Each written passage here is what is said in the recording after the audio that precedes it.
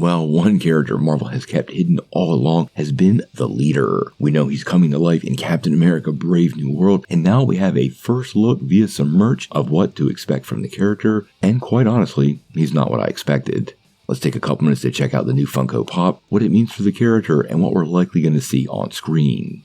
Now, at this point, Captain America Brave New World is actually only a couple of weeks out, and all that Brave New World merchandise has started to find its way in the stores. Now, one thing Marvel puts out with every project are those Funko Pops, and recently we got a bit of a look at the Funko Pops, and this is the first time we've got a good look at Tim Blake Nelson's version of the Leader. So we're not going to beat around the bush, let's just go ahead and check it out.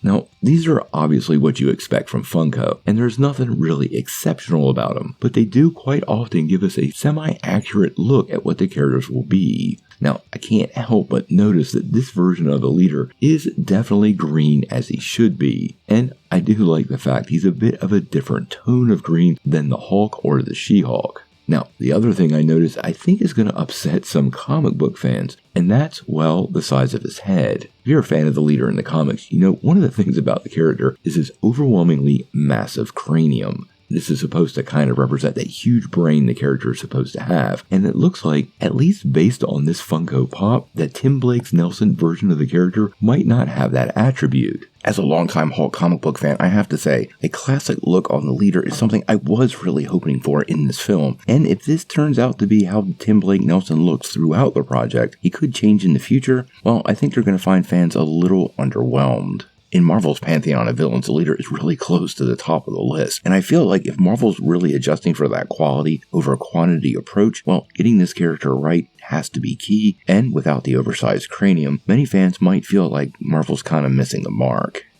Now, let's be fair, the movie's 2 hours or so long, so we could see an evolution of the character. We know he got a dose of gamma radiation at the end of The Incredible Hulk, and more than likely, he's behind obtaining She-Hulk's blood in that series, so I do believe he's probably a constantly evolving character, and we could possibly see him take more gamma radiation in this film, probably when he needs it, and that could lead to that deforming of his head and giving us a more classic comic book version of the character. As for everybody else, it's pretty much exactly as expected. We got Captain America, the Falcon, Sabra, and Red Hulk. So there's no other real surprises here, but I am glad to finally have at least confirmation he will indeed have green skin, and from what we've been hearing, this character is one that's been evolving behind the scenes, so obviously with modern digital effects, Marvel can change almost anything about the character in post-production. We've only got to wait till February 14th for Brave New World, but at this point I feel like the film is probably locked. With it just over 2 months away, we're going to be getting a lot of clips and trailers in the next couple of weeks, and I would be completely surprised if Marvel doesn't reveal the Leader in his MCU form in one of those clips, so we're going to pay close attention. Until then, what do you guys think? How do you feel about the Leader having some classic Marvel Comics green skin? And are you okay with him not having that giant skull? Tell me what you think in the comments below.